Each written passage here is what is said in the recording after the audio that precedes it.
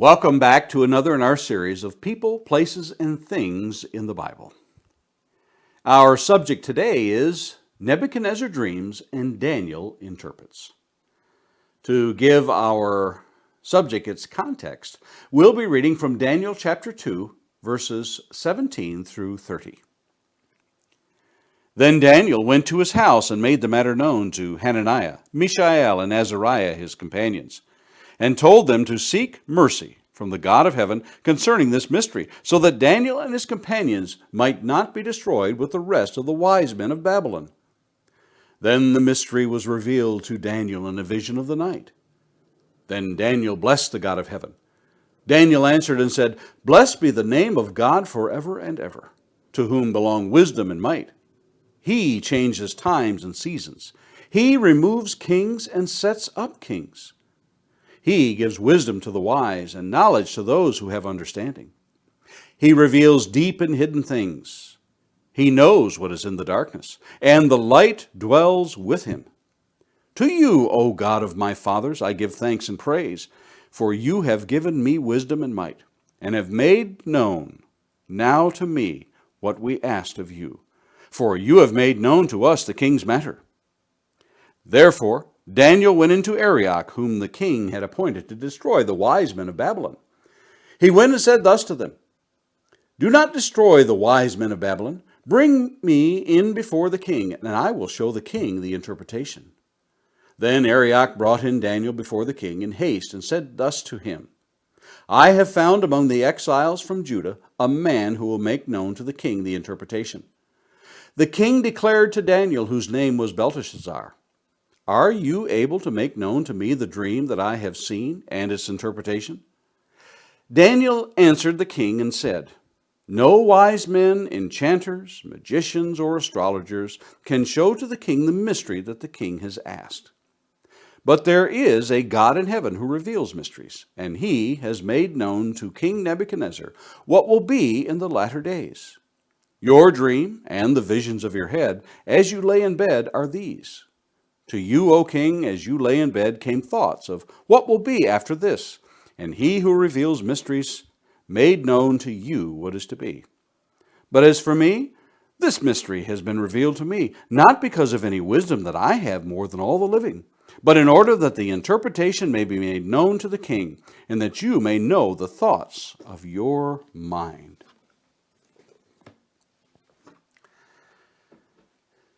From time to time, I come across someone who tells me that they never dream. More correctly, they don't remember dreaming. There have been many possibilities proposed as to why we dream. But the fact remains, we don't really know exactly why or what the purpose is for dreaming. Through research and study, we have discovered the stages of sleep. The light transitional stage, where drowsiness and sleep begin.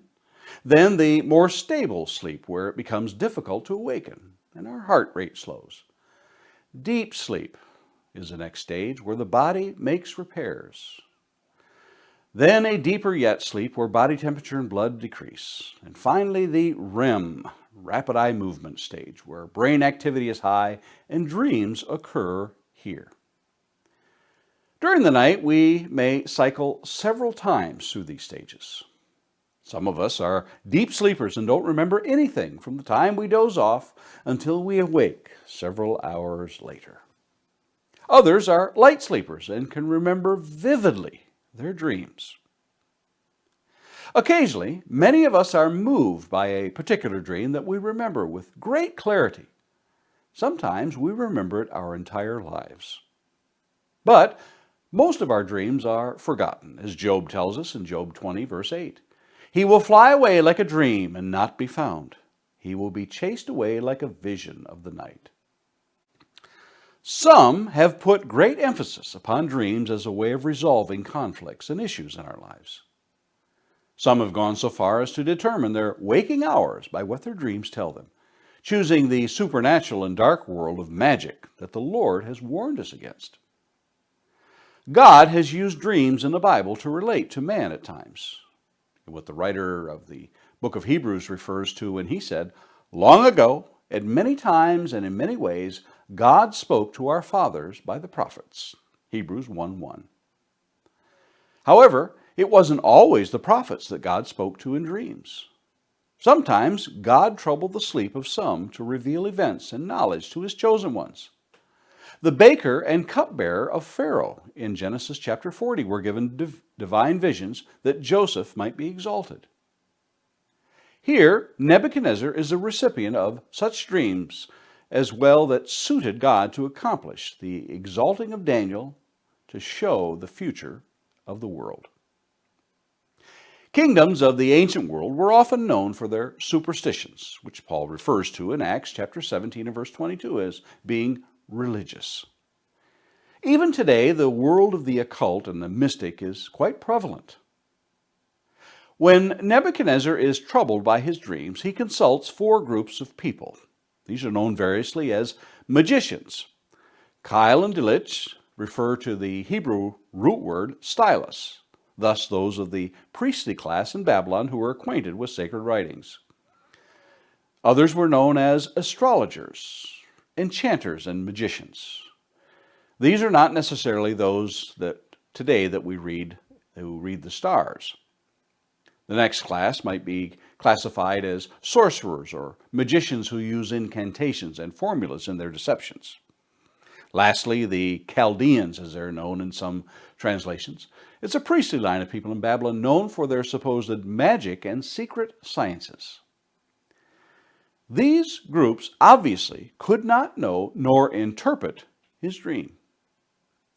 God shows them for what they are, fakes, as are all who even today practice the dark arts. God begins to show Nebuchadnezzar who the true God is, and that it is Jehovah God who raises up and casts down kings and kingdoms. Daniel shows the king that it is not by his own power that he interprets dreams, but that it is God alone who gives and reveals dreams. All of this is part of God's master plan to show the world who really is in charge.